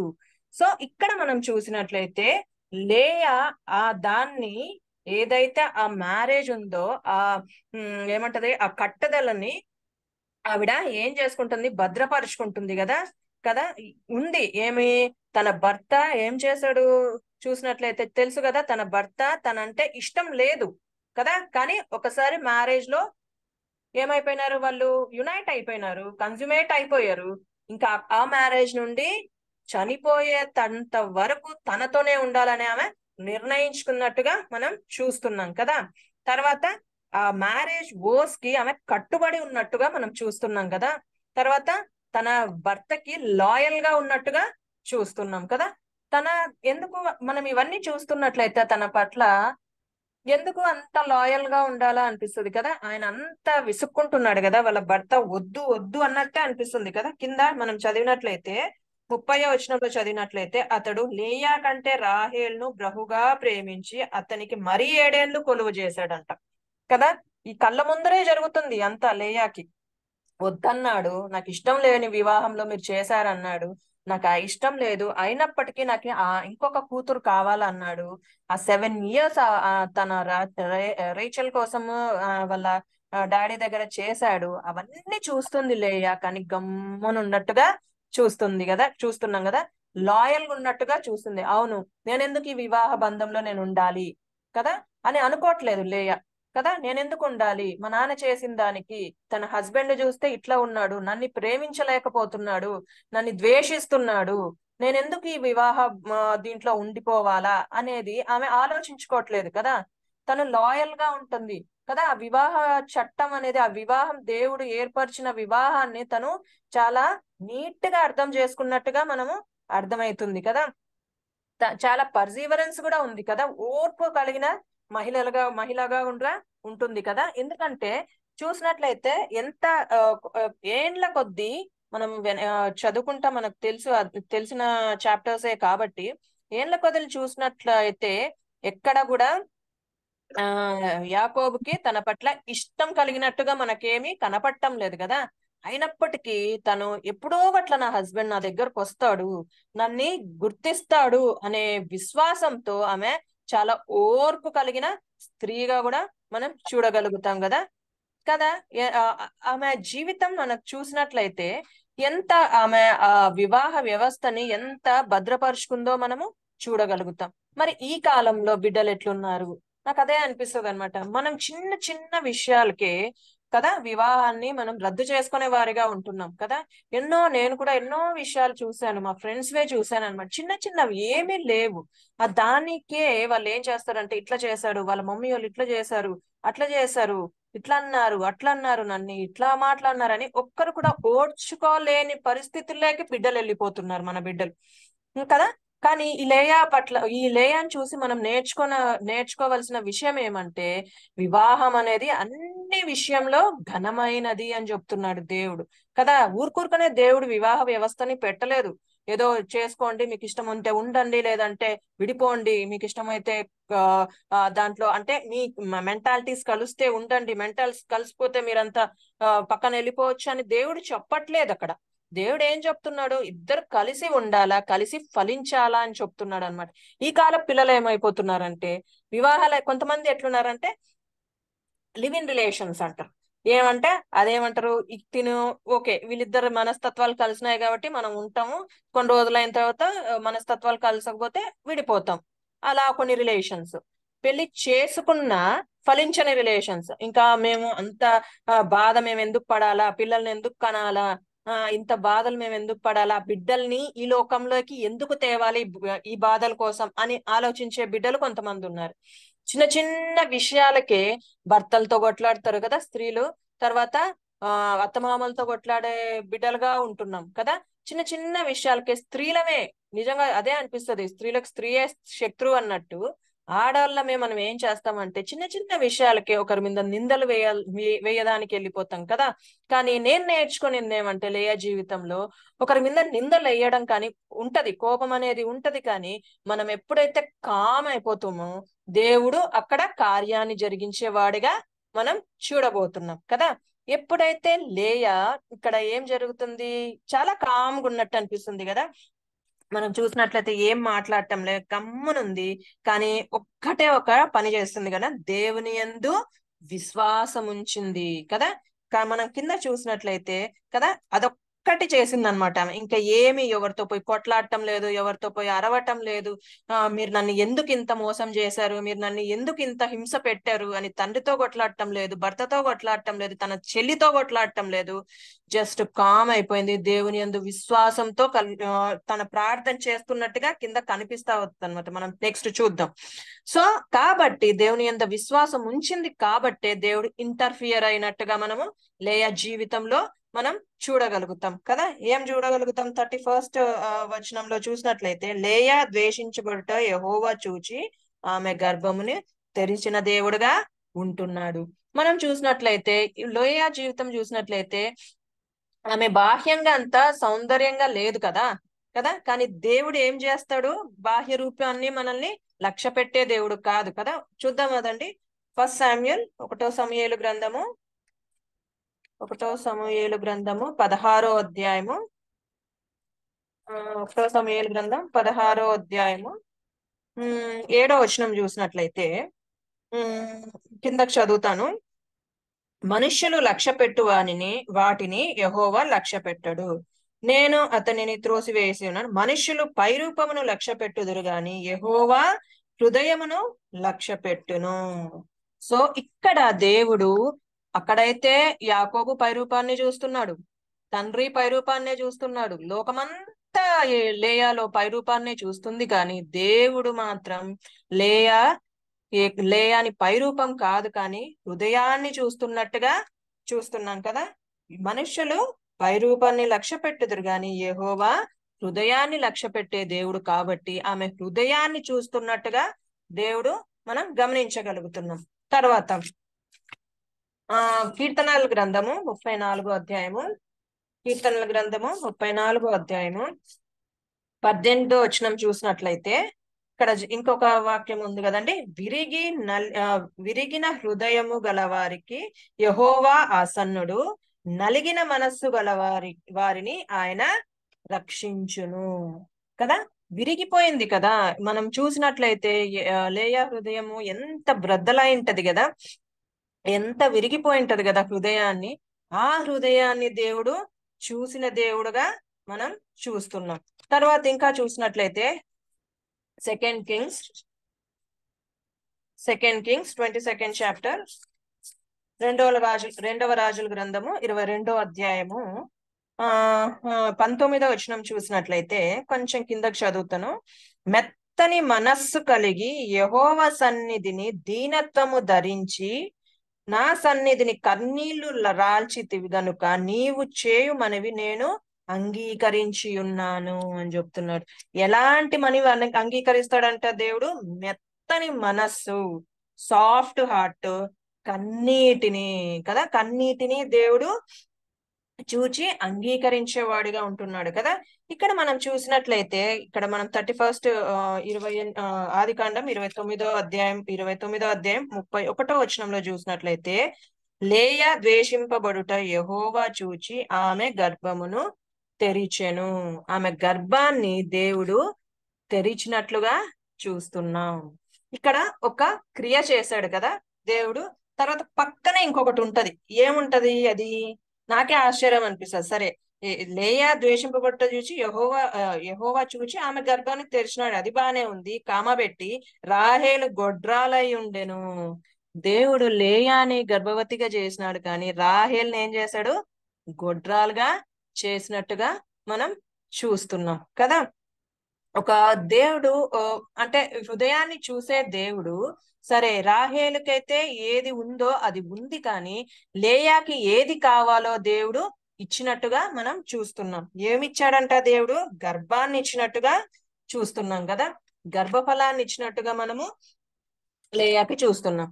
ఇంకా ఏం చూస్తున్నామంటే, సరే ఈ కిందకి చూసినట్లయితే లేయా గర్భవతి అయి కుమారుని కని యెహోవా నా శ్రమ చూసి ఉన్నాడు గనుక నా పెనిమిటి నన్ను ప్రేమించును కదా అనుకొని అతనికి రూబేను అని పేరు పెట్టెను.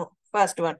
సెకండ్ చూసినట్లయితే ఆమె మరలా గర్భవతి అయి కుమారుని కని నేను ద్వేషింపబడి ఉన్న సంగతి యెహోవా విన్నాడు గనుక ఇతనిని కూడా నాకు దయచేసిన అనుకొని అతనికి షిమ్యోను అని పేరు పెట్టెను. సెకండ్. థర్డ్, ఆమె మరలా గర్భవతి అయి కుమారుని కని తుదకు ఈసారి నా పెనిమిటి నాతో హత్తుకొని ఉండును, అతనికి 3 కుమారులు కంటిని అనుకొనెను, అందుచేత అతనికి లేవి అని పేరు పెట్టెను అని చూస్తున్నాం. ఇక్కడ లేయా చూసినట్లయితే దేవుడు మనం ఈ చదివిన వాక్యంలో మనకి ఏం అర్థమవుతుంది లేయా గురించి? లేయా తన హస్బెండ్ యొక్క అఫెక్షన్ కోరుకున్నట్టుగా అనిపిస్తుంది కదా. ఒక్కొక్క వచనం చదువుతున్నట్లయితే తన భర్త నుండి అఫెక్షన్ కోరుకున్నట్టుగా చూస్తున్నాం, రికగ్నిషన్ కోరుకున్నట్టుగా చూస్తున్నాం, కమ్యూనికేషన్ కోరుకున్నట్టుగా చూస్తున్నాం కదా. తను పెట్టిన పేర్లను చూస్తున్నప్పుడు కదా, తన భర్త హత్తుకోవాలని కోరుకుంటుంది కదా, అంటే తనతో మాట్లాడాలని కోరుకుంటుంది, తను రికగ్నైజ్ చేయాలా యాజ్ ఎ వైఫ్ గా, తను యాకోబు తనని రికగ్నైజ్ చెయ్యాలా అని కోరుకుంటుంది. తన తర్వాత కమ్యూనికేషన్ ఉండాలా అని కోరుకుంటుంది. మనం చూసినట్లయితే ఎక్కడ కమ్యూనికేషన్ లేనట్టు అనిపిస్తుంది కదా. ఒక హస్బెండ్ అండ్ వైఫ్ కి ఈ 3 అని మనకి కదా మనకు అనిపిస్తుంది కదా. ఈ 3 కదా ఎక్కువ importance husband and wife relation లో. అఫెక్షన్ కోరుకుంటాం కదా, భర్త ప్రేమను మనం కోరుకునే విధంగా ఉంటాం కదా. తర్వాత రికగ్నిషన్, ఏదన్నా పని చేసినప్పుడు, ఏదన్నా సరే మంచి వంట చేసామనుకో, ఏదన్నా మంచి చీర కట్టుకున్నాం అనుకో, కొంచెం మంచి డ్రెస్ వేసుకున్నాం అనుకో, రికగ్నైజ్ చేయాలా అనుకుంటాం. అబ్బా చాలా బాగున్నావు ఈ రోజు అని చెప్పాలా అని మనం ఆశపడతాం. యాజ్ ఏ గర్ల్ గా, లేడీగా మనం ఆశపడతాం కదా. మనల్నే ప్రేమించాలా అనుకుంటాం కదా ఎక్కువ. అంటే ఐ మీన్ తల్లిదండ్రుల కన్నా, దేవుడు కూడా చెప్పాడులేండి, తల్లిదండ్రుల కన్నా అంటే మనల్ని ఎక్కువ ఇంపార్టెన్స్ మనకే ఇయ్యాలా అని కోరుకుంటాం కదా. వివాహ బంధంలో అక్కడే మనకి క్లాషెస్ వస్తాయి కదా. తర్వాత కమ్యూనికేషన్ కోరుకుంటాం కదా, ఎప్పుడు మాట్లాడాలని కోరుకుంటాం కదా.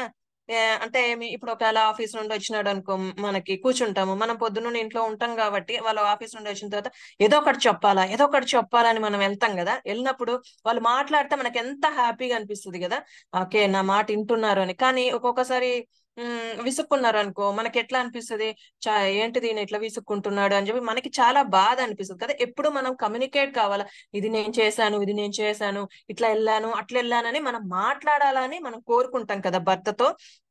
అలానే కోరుకుంది కదా లేయా కూడా. ఒక నార్మల్ వైఫ్ ఏదైతే ఆశపడుతుందో అదే ఆశని లేయా కోరుకున్నట్టుగా చూస్తున్నాం కదా. తన భర్త యొక్క అఫెక్షన్ కోరుకుంటుంది, రికగ్నిషన్ కోరుకుంటుంది, కమ్యూనికేషన్ కోరుకుంటుంది కదా. 3 కోరుకుంటుంది కదా తన భర్త దగ్గర నుండి. కానీ దేవుడు చూసినట్లయితే సరే, లేయా మనసు మనకి ఇక్కడ అర్థమైపోతుంది. ఏమని అర్థమైపోతుంది, తన భర్తకి దగ్గర కావాలని కదా, తన భర్త తన ఆకర్షించుకోవాలని లేయా పడే పాటలు మనం చూస్తున్నాం కదా. కానీ దేవుడికి ప్రణాళిక, దేవుని పర్పస్ లేయా పెయిన్ పట్ల కదా. లేయా ఎంత పెయిన్ గుండా వెళ్తుందో ఆ పర్పస్ దేవుడు డిఫరెంట్ గా ఉన్నట్టుగా మనం చూడగలుగుతున్నాం కదా. లేయా ఒకటి కోరుకుంటుంది కానీ దేవుడు ఒకటి ఇస్తున్నాడు కదా. లేయా ఏమని కోరుకుంటుంది, జస్ట్ ఈ ఏమంటారు టెంపరీ కదా, టెంపరీ లవ్ ని కోరుకుంటుంది. టెంపరీగా ఈ ఏమంటారు ఈ కాన్సిక్వెన్సెస్ అనేది, అంటే ఇప్పుడు టెంపరీగా ఏదో ఒకటి కోరుకొని వస్తుంది, ఇప్పుడే కావాలని. కానీ దేవుడు చూస్తున్నట్లయితే మనకి ఇమీడియట్ కాన్సిక్వెన్సెస్ ఇయ్యాడు కానీ దేవుడు మనం చూసినట్లయితే ఒక ఫ్యూచర్ ని తలంపులో పెట్టుకొని కదా, ఒక ఫ్యూచర్ ని దేవుడు తన ప్రణాళికలో ఉంచుకున్నట్లుగా మనం చూస్తున్నాం. ఇక్కడి వరకే లేయా చూస్తుంది కానీ దేవుడు ఎట్లా చూస్తున్నాడు లేయా జీవితం నుండి కదా. దేవుడు లేయా ద్వారా వస్తాను, నేను లేయా గర్భాన్ని ఎంచుకుంటున్నట్టుగా దేవుడు చూస్తున్నాం కదా. మనం ముందుకెళ్తే యూదా కదా, యూదా గోత్రపు సింహం కదా దేవుడు కదండి. ఆ యూదా గోత్రం నుండి వచ్చినట్టు దేవుడు కదా, మన దేవుడు రక్షకుడు వచ్చినాడు కదా. దేవుడు ఆమె అయితే ఏదో చాలా చిన్న అంటే ఈ టైం అన్నమాట, ఈ కొద్దిగా టైంలో ఆమె జరగాలని కోరుకుంది కానీ, ఆ పనులు జరగాలని కోరుకుంది కానీ దేవుడు లాంగ్ టర్మ్ వి చూసేటట్టుగా మనము ఉంటున్నాం కదా. కానీ దేవుడు చెప్తున్నాడు, God provides what is best and good for us. దేవుడు మనకి ఏది బెస్ట్ అనేది మనకి ఇచ్చే దేవుడుగా ఉంటున్నాడు. మన ఆశలు కాదు, మన ఉద్దేశాలు కాదు, కానీ నీకు ఏది బెస్ట్ అది ఇచ్చే దేవుడుగా మన దేవుడు ఉంటున్నాడు కదా.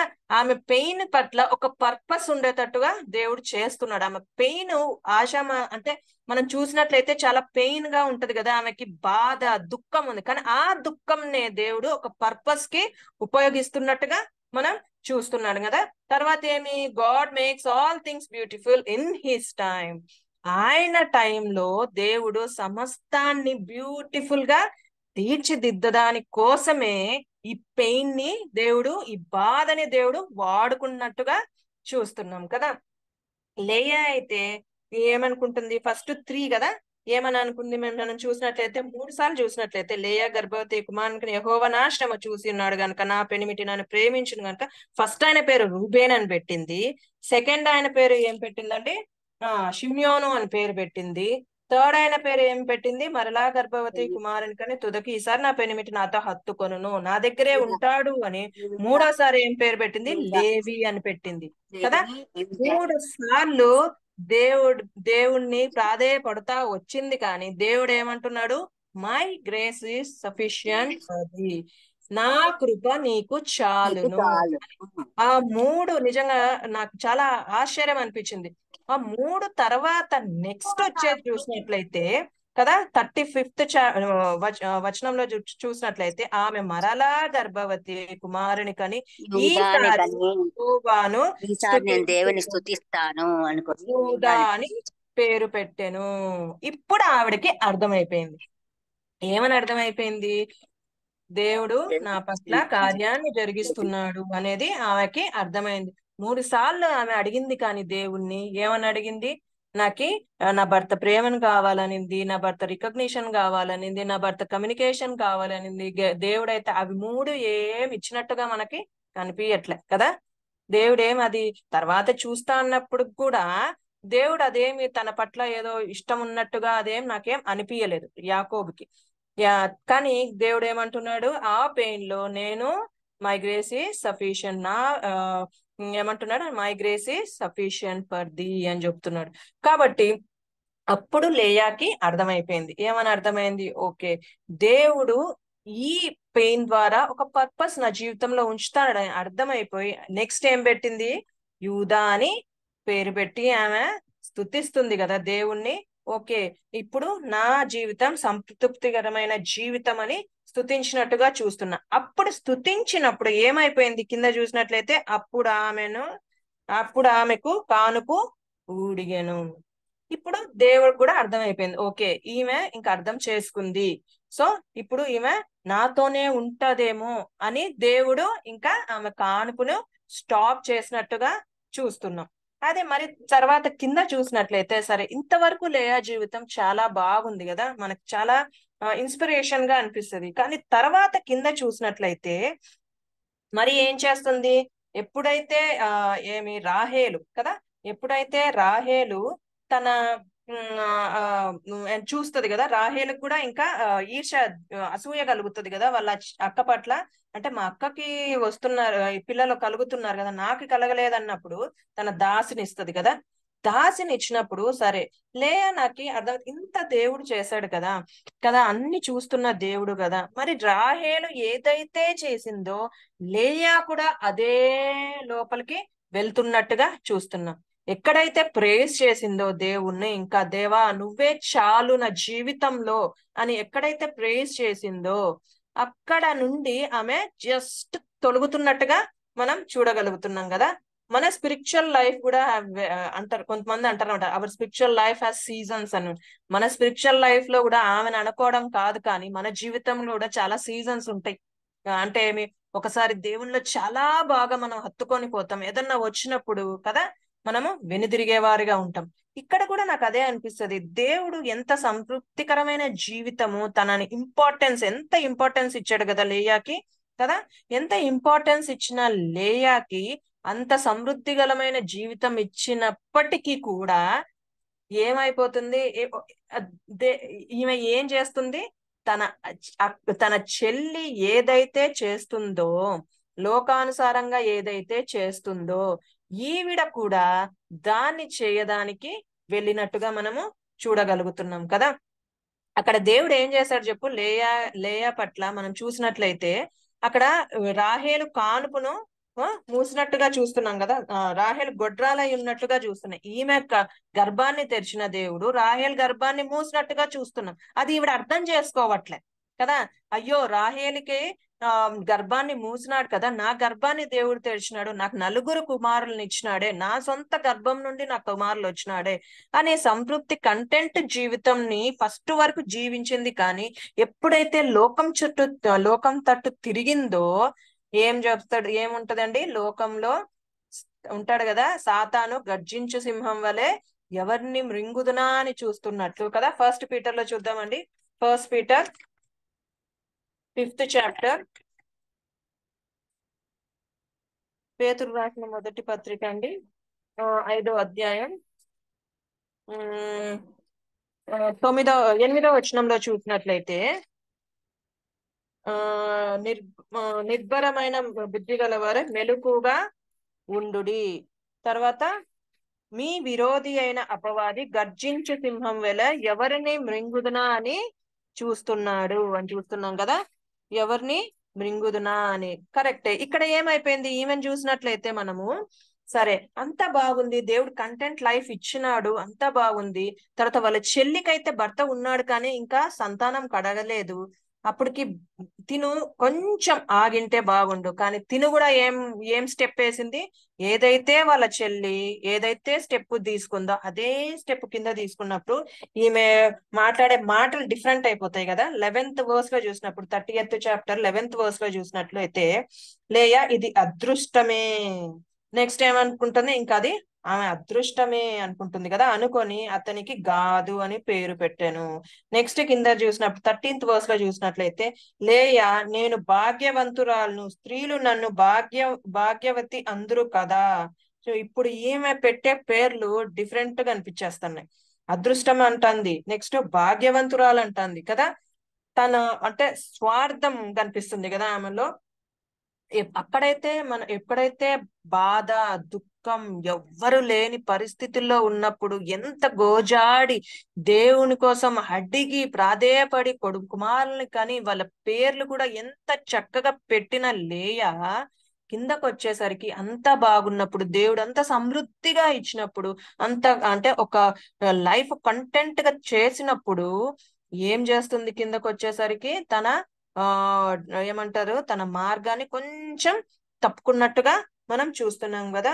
ఏమి చిన్నగా తన ప్రవర్తన, తన మాటలు మారిపోతున్నట్టుగా మనం చూస్తున్నాం.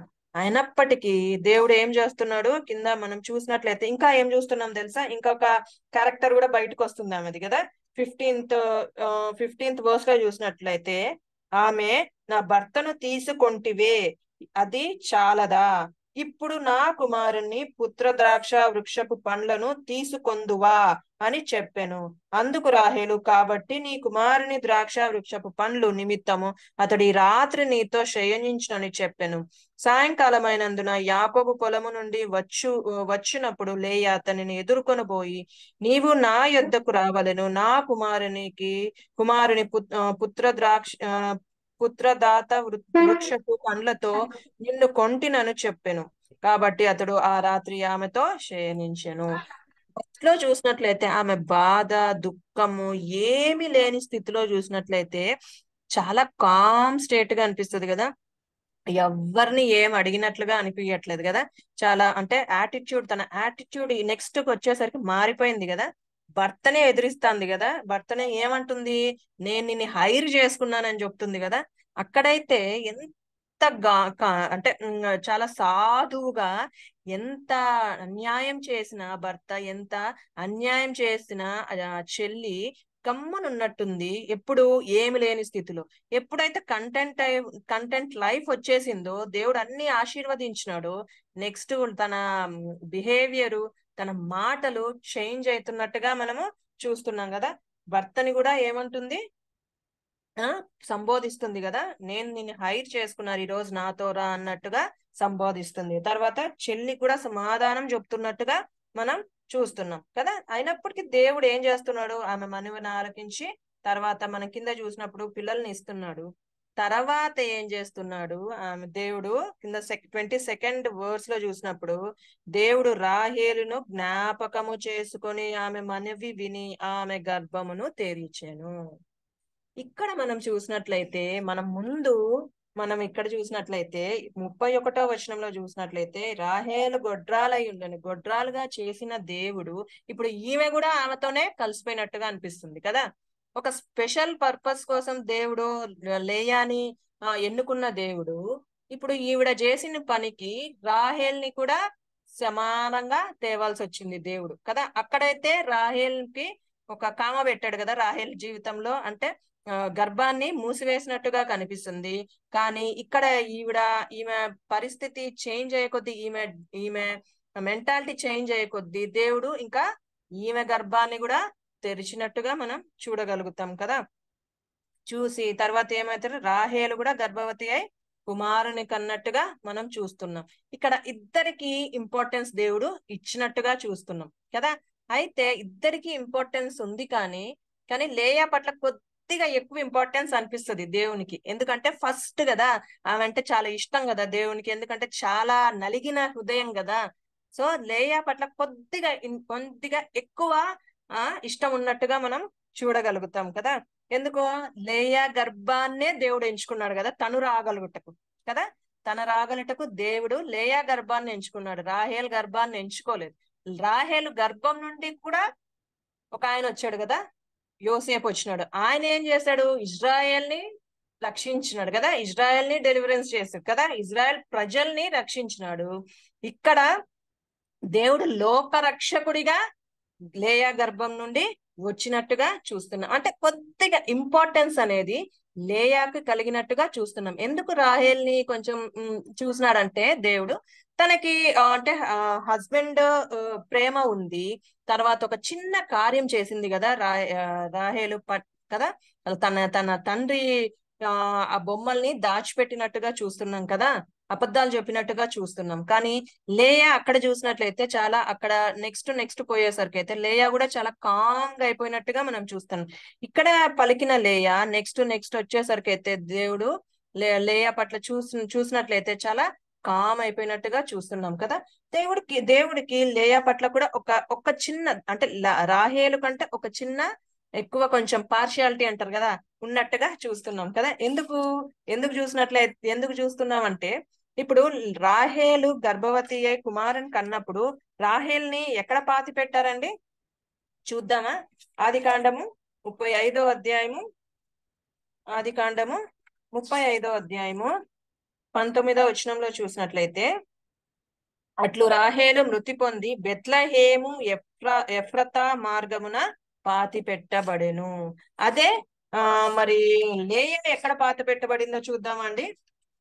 49వ వచనంలో చూసినట్టు 49వ అధ్యాయము ఆదికాండము 49వ అధ్యాయము 31వ వచనంలో చూసినట్లయితే ఇక్కడ 31 అక్కడ ఎక్కడ పాతి పెట్టమంటున్నాడు ఎవరు యాకోబు తన కుమారులతో చెప్తున్నాడు కదా, ఎక్కడ నన్ను పాతి పెట్టమంటున్నాడు. అక్కడే వారు అబ్రహామును అతని భార్య అయిన శారాను 31st వర్స్ అండి, అక్కడనే వారు అబ్రహామును అతని భార్య అయిన శారాను పాతి పెట్టిరి. అక్కడనే ఇస్సాకును అతని భార్య అయిన రిబ్కాను పాతి పెట్టిరి. అక్కడనే నేను లేయాను పాతి పెట్టి తిని. ఇక్కడ ఏదైతే లేయా ముందు నుండి ఆశ పడుతుందో తన భర్త ప్రేమని, తన భర్త రికగ్నిషన్ ని, తన భర్త అఫెక్షన్ ని కోరుకుంటుందో, కానీ లేయాకి బతికున్నప్పుడు ఆ అఫెక్షన్ ఇచ్చినట్లు లేదు. కానీ చనిపోయిన తర్వాత కదా, చనిపోయిన తర్వాత ఎక్కడ పాతి పెట్టబడుతుంది లేయా కూడా ఒక మంచి పొజిషన్ దేవుడు ఇచ్చాడు కదా, హస్బెండ్ పక్కన పాతి పెట్టబడే పొజిషన్ ఇచ్చినట్టుగా కనిపిస్తుంది కదా. ఇక్కడ ఒక్కొక్కరు కదా, అబ్రహాంని చూసినట్లయితే అబ్రహాము శారా ఇద్దరు కలిసి ఒక దగ్గర ఉన్నట్టున్నారు. తర్వాత ఇస్సాకు రిబ్కా, తర్వాత మనం చూసినట్లయితే యాకోబు లియాగా మనం చూస్తాం కదా. ఎంత భాగ్యం కదా. రాహేలుకైతే ఆ భాగ్యం లేదు కదా. ఎక్కడ పాతి పెట్టబడింది, ఎక్కడో నడుచుకుంటా ఎక్కడో వాళ్ళు బస చేసిన చోట పాతి పెట్టబడింది. కానీ ఏదైతే లేయా బతుకున్నంత కాలం తను ఆశపడిందో కదా, ఏదైతే నా భర్త దగ్గర ఉండాలని ఆశపడిందో దేవుడు అప్పుడు చేయలేదు కానీ చేసినట్టుగా మనము చూడగలుగుతున్నాం కదా. లాస్ట్ లో కూడా ఒక మంచి బరియల్ ఆమెకి దేవుడు ఇచ్చినట్టుగా చూస్తున్నాం. భర్తతో ఉండే బరియల్ ఆయన దేవుడు ఇచ్చినట్లుగా మనం చూస్తున్నాం.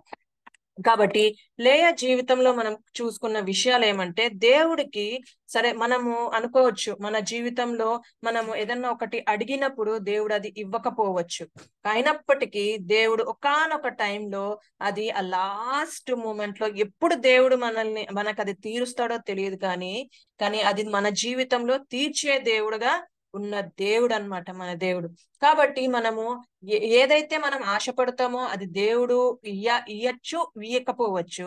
కానీ దానికోసం మనము దేవుణ్ణి నిందించిన అవసరం లేదండి. ఎందుకు ఇయ్యలేదు, ఇన్ని రోజులు నేను ఇంత కష్టపడుతున్నాను కదా, ఇన్ని రోజులు నేను ప్రార్థన చేస్తున్నాను కదా, ఎందుకు దేవుడు నా మొర ఆలకించలేదు అని మనము ఏమీ బాధపడిన అవసరం లేదనమాట.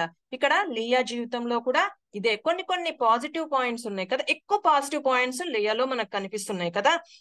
ఆ పాజిటివ్ పాయింట్స్ ని మనము జ్ఞాపకం పెట్టుకోవాలంటే మన జీవితంలో కూడా ఆ పాజిటివ్ పాయింట్స్ ని తీసుకొని, నాకు దేవుడు నేర్పించినది అదే అనమాట.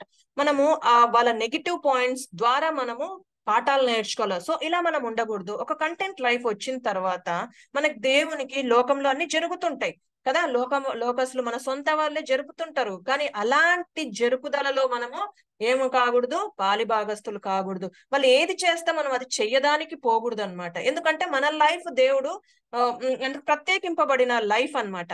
మనోళ్ళే, సొంత వాళ్ళే, మన పక్కన వాళ్ళే అనమాట. మన అంటే మన సొంత చెల్లే కదా, చెల్లి వాళ్ళు చేయొచ్చు, తమ్ముడు వాళ్ళు చేయొచ్చు, అక్క వాళ్ళు చేయొచ్చు, ఎవరు చేసినా కూడా ఆ పని చేయుటకు మనం వెళ్ళకూడదని నాకు దేవుడు నేర్పించాడు అనమాట. దేవుడు నీకు ఏదైతే కంటెంట్ దేవుడు ఇచ్చాడో దాని యందు మనము కృతజ్ఞతాస్థుతులు చెల్లించాలా కదా. ఉంటది కదండి మనకి ఫస్ట్ థెస్సలోనియన్స్ లో ఉంటది కదా, ఫస్ట్ థెస్సలోనియన్స్ 5th చాప్టర్, థెస్సలోనికులు రాసిన పత్రిక అండి, 5th చాప్టర్ 5th చాప్టర్ లో ఉంటది కదా, 18th వర్స్ లో చూసినట్లయితే, ప్రతి విషయం నందు కృతజ్ఞతాస్థుతులు చెల్లించుడు ఇలాగు చేట యేసు క్రీస్తునందు మీ విషయంలో దేవుని చిత్తము. సో ప్రతి విషయంలో దేవుడు ఏం అడుగుతున్నాడంటే అది మంచిదైనా చెడుదైనా మన జీవితంలో కృతజ్ఞతాస్థుతులు చెల్లించమనే కోరుతున్నాడు. అంతేకాని వారు చేశారని మనం కూడా సేమ్ అదే రూట్ లో పోతే దేవుడు వాళ్ళకి మనకి డిఫరెన్స్ ఉండదు అనమాట. దేవుడు వాళ్ళని హెచ్చిస్తాడు, మనల్ని కూడా హెచ్చిచ్చేవాడుగా ఉంటాడు అనమాట. కాబట్టి వాళ్ళకి మనకి ఒక వ్యత్యాసం అనేది ఉండదు కదా. లియా కూడా చేసిన చిన్న తప్పు వల్ల కదా ఏమైపోయింది, తర్వాత వచ్చే కొద్దీ ఏమైపోతే తను కూడా తన జీవితంలో నష్టపోయిన దానిలాగా కనిపిస్తుంది కదా. అయినప్పటికీ దేవునికి లియా పట్ల ఒక మంచి ఉద్దేశం ఉంది కాబట్టి ఆ బిడ్డని ఒక మంచి బరియలు ఇచ్చినట్టుగా మనము చూడగలుగుతున్నాం అన్నమాట. దేవుడి కొద్ది వాక్యాన్ని దీవించును గాక. ఆంటీ వందాలంటే